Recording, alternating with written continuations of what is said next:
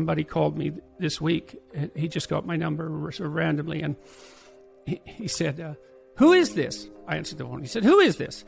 I said, no, who is this? Since he was calling me. And he said, he told me his name. He said, are you Dr. Peterson? I said, yes. He said, really? And I said, yes, really. And he just burst into tears, and he just sobbed for 5 minutes uncontrollably, apologizing. And then he said his grandmother had died, and his mother, and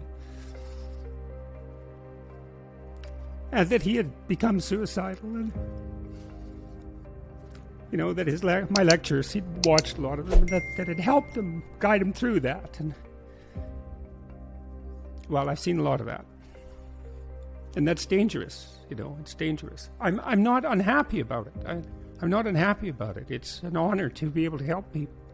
Really, it's a privilege, and I'm thrilled that that's what's happening. But by the same token, it's a lot to see. I have to be very careful to see all that and to be able to handle it.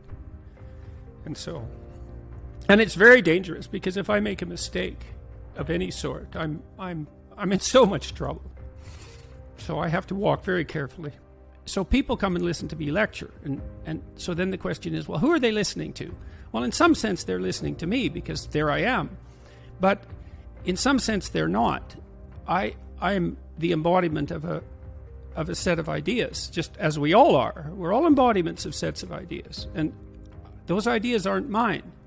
They're the collective ideas of the human race in some sense, and to the degree that I can articulate them properly for this time and place, to the degree that I can be wise in my generation, a biblical phrase, a very astute biblical phrase, then I can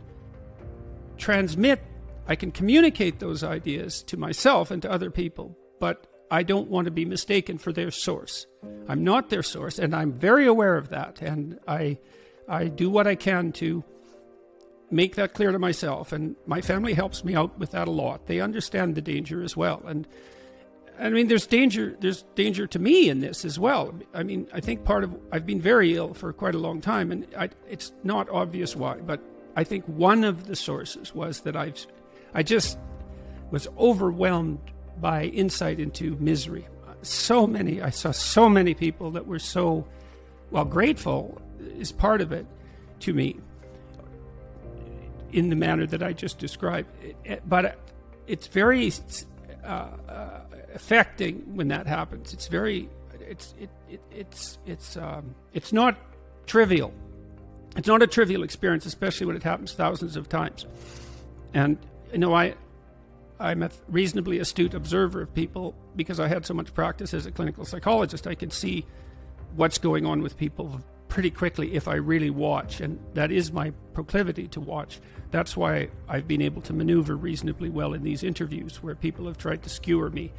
So if you're up to something, I can switch into clinical mode and watch you, and I can usually figure out what you're up to. And in any case, when people approach me, so I can see reasonably deeply into them, and they usually approach me in a pretty open manner, so they're not defended, but it's a lot of emotional weight. Do we see the other thing that protected me, I think, with regard to the political controversy, was that because I had so many hundreds of hours of my lectures up on YouTube already, it was very difficult to actually pillar me successfully, because virtually everything I ever said to students was recorded and public record. And so if those people who felt that they were my enemies wanted to demolish me, they could go into that vast archive of material and find something I said that was reprehensible. That's happened to lots of people, but no one could do that. And I think the reason for that is I never said anything reprehensible to students, ever.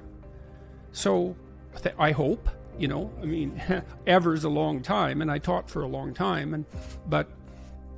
And so I think the other thing that happened was that people came to my website because I was so controversial, and then they listened to some of the things I said, and they thought, this isn't how this man is being described. What's going on here? Exactly. This is ridiculous, because this is nothing like I expected at all. And so then there's a mystery there as well. And that mystery has got deeper in some sense. And it hit its ultimate conclusion this year, I think it hit its ultimate conclusion in some sense when I was satirized, let's say, or parodied in a Captain America comic book. It was, I said my life has become surreal. That was one of many surreal things that happened. It was so, I mean, when I saw the image, someone sent it to me on Twitter, and I thought, there's no possible way this is true. This cannot be real. Someone must have photoshopped this.